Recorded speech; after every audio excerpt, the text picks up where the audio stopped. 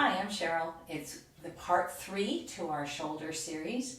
I hope you've taken lots of time, maybe even more than a week with the first couple videos.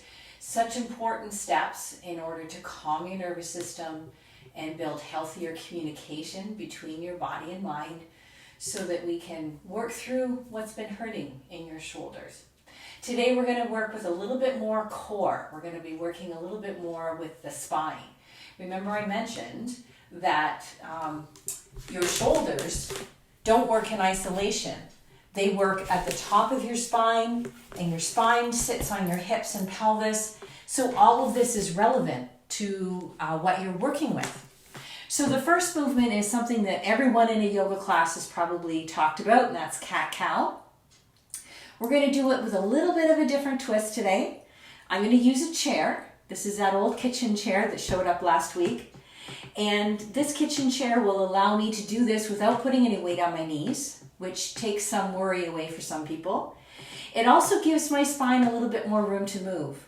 Sometimes when I'm close to the ground, I feel a little compressed or jammed. This way I have a bit more space. So coming to table pose, I'm making sure the chair won't move. Placing the hands on the chair, the feet on the floor, a little bend in the knees, little bend in the elbows. See how my body makes a shape like a table. And then often, let me show you what I see when I teach yoga classes. I get people to do cat-cow and they lift their head and drop their head.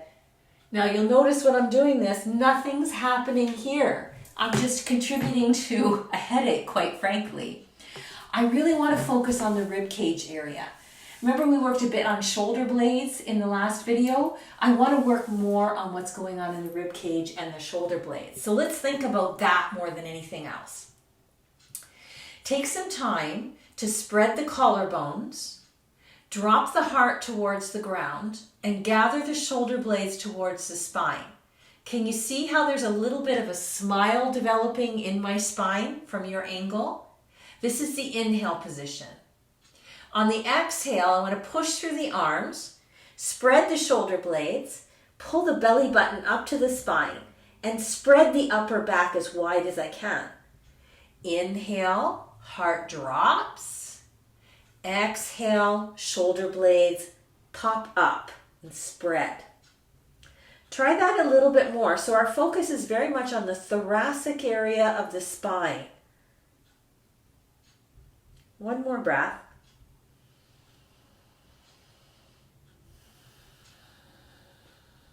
Good. And then take your time as you come back up to standing. The next little bit of help we're going to take is from a strap. This is a yoga strap, but you can use an old necktie or a belt off your house coat, a long towel if you need to, anything like that. Take your feet in a comfortable stance. If your toes need to be turned out a little bit for you to feel stable, that's fine. Make sure your knees are a bit softened so that there's not a lot of trouble in your lower half of your body. I'm just going to adjust my camera angle ever so slightly there so you can get a little bit better use of this. So take your hands as wide apart as you need to. They can be wider than your shoulders. Lift your arms up, bend your elbows so you're in that cactus arms position that we used a couple videos ago. Draw the lower belly in a little bit so there's some firmness to the pelvis and hip area. Your low back feels secure. Take an inhale, and as you exhale, pull a little bit more with your right hand, arcing to the right. And then inhale, come back up to center, and exhale, go the other side. And you want to try to make sure that you're still pulling apart with your hands, so there's a little activity in the arm muscles here.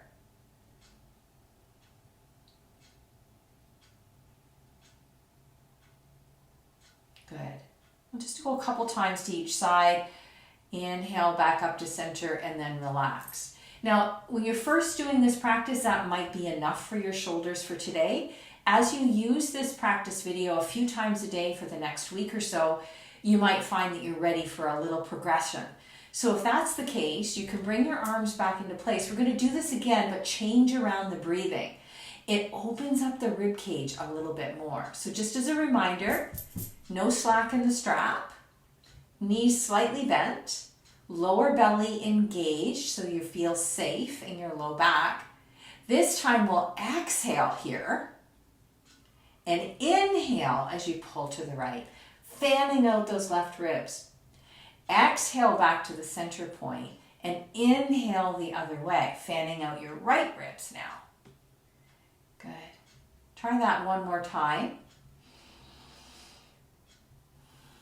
Notice the difference. New emphasis on the side ribs, isn't there? Good, and then coming back. So this is a set of muscles called the intercostals that weave amongst your ribs, and they're really important in healthy breathing. So that's a great release. It's that more mobility there will support more mobility here. Then you can keep your legs the way they are, a comfortable distance apart. If you want your toes turned out a little bit, if that feels natural to you, of course. And sometimes, just to be kind of silly, I imagine I'm 7 years old again. I'm at the park and I'm bored. Do you remember when we had time to be bored? And then so I'm just going to kind of, I don't know, I'm so bored. Just let yourself be all like loosey-goosey. When you were 7, you didn't know what it was like probably to have a sore rotator cuff or anything like that. Everything just worked. It's not that every child's experience, but many of us had that experience. And then just kind of like be a little bit more bored and a little bit more bored. Notice I'm lifting up the back foot. So I'm twisting this way, the back foot's lifting. That way I'm not holding that back knee in any kind of torqued position. And you can bounce a little bit more, get a little rhythm to it. One of my teachers talks about bang a gong. So you take a little bit of your loose fist to either buttock. This can really help to loosen up the hip joints, and we've talked before about how your shoulders rest on the pelvis and the hip joints. Tightness there will be felt in the shoulders. So we're loosening up the hip joints, loosening up the spine, just being bored 7-year-olds. No knowledge whatsoever of what a mortgage is like. Good. And then after you've done that for a little while, you start to feel a little bit looser. You can slowly slow the movement down and come back to just a still standing position. So we've moved quite a bit in the spine. We've taken your spine in all 6 planes of movement, and that might be a lot of information, a lot of awakening for your body. You might need a little rest. When you're ready to move on, we're going to do a bit of strengthening now. Now that we've awakened and alerted all this area of the body, we're going to come to the wall and try some wall push-ups. Wall push-ups begin to strengthen the shoulder girdle. So we're gradually progressing to weight bearing and getting a little stronger. So we want to take our bodies, I don't know, it depends on your proportions. You'll have to play around. So that we're 12 to 18 inches with our toes away from the wall, and your hands are at the wall right in front of your shoulders. So your 2 arms are parallel to each other and parallel to the floor. The fingers are spread out and equidistant, even the baby finger. And I'm pressing into all the knuckles of my fingers, not just the heel of the palm. So you have to kind of think about that, pressing right out into the tips of the fingers. So you notice my elbows have the slightest of bends, but I'm basically standing in an upright position. I may be angled slightly towards the wall, but my body is a straight line, almost parallel to the wall. I'm spending so much time getting set up because someday you might want to do plank pose on the floor, and that's entirely possible if we get the muscles and the bones aligned. So press into the feet, tiny bend in the knees, little bit of engagement in the low belly.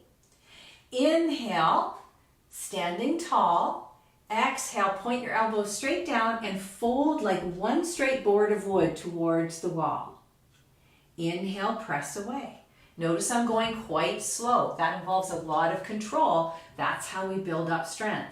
You don't have to lean all the way into the wall. If you lean an inch forward, you're working on the right muscles. You're working on the right coordination. Remember, weight out into the knuckles. Elbows are pointing straight down when you bend them. Belly tucked in.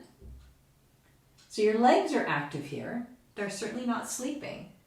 And maybe we do about 5 or 6 breaths. Excellent. Release your arms to your sides. You might need to shake them out or rest for a moment. And one more thing, just to kind of loosen up. So when we strengthen, we also want to create space.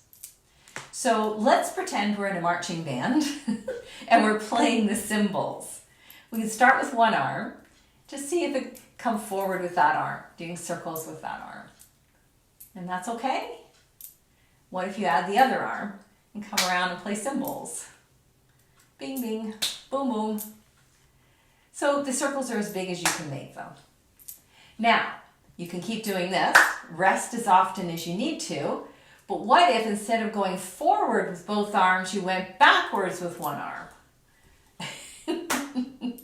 This becomes a little bit more difficult. You have to concentrate a little bit more, and it's okay to get screwed up. But the nice thing about this movement, it doesn't matter if it looks pretty or not. The nice thing about this movement is it's getting your shoulders to do opposite things that the shoulders didn't expect. Now we can switch around and go the other direction. So it might take a few rounds of practice, a few times with this video before this becomes easier. But what this does is it just shakes the brain up and says, let's re-look at how we're moving our shoulders. Maybe we'll do it differently. And after you've done that for a few tries, once again, come to stillness. Take a moment to notice how you feel. There might be a little bit more space or confidence in your shoulders. I highly recommend a wee rest. You can just lie down on your bed or your yoga mat.